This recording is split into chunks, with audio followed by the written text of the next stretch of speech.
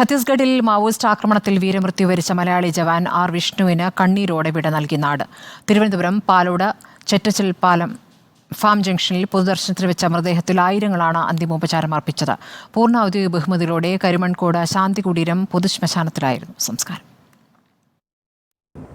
നാടിന്റെ പ്രിയപ്പെട്ട സൈനികനെ കാണാൻ അപകട വാർത്തയറിഞ്ഞ ഞായറാഴ്ച മുതൽ നന്ദിയോട് ജംഗ്ഷനിലും വിഷ്ണുവിന്റെ വീടിന് സമീപവും ജനങ്ങൾ തടിച്ചുകൂടിയിരുന്നു.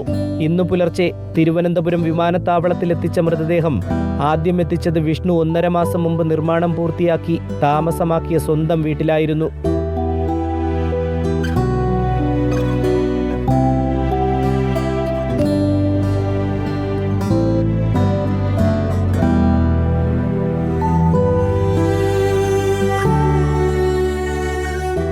വിലാപയാത്രയായി ചെറ്റച്ചൽ ഫാം ജംഗ്ഷനിലെ കുടുംബ വീട്ടിലെത്തിച്ചതോടെ വിഷ്ണുവിനെ അവസാനമായി ഒന്ന് കാണാൻ അമ്മയും ഭാര്യയും തൻ്റെ കുരുന്നു മക്കളും എത്തി.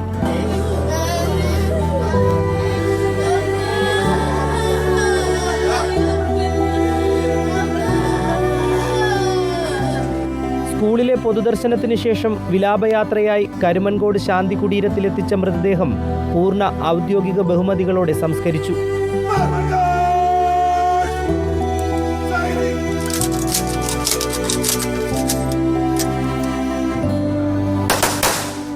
ഗവർണർ ആരിഫ് മുഹമ്മദ് ഖാൻ, മന്ത്രി GR അനിൽ, MLA മാർ, വിവിധ സാംസ്കാരിക പ്രവർത്തകർ എന്നിവർ വിഷ്ണുവിന് അന്തിമോപചാരമർപ്പിക്കുവാൻ എത്തിയിരുന്നു.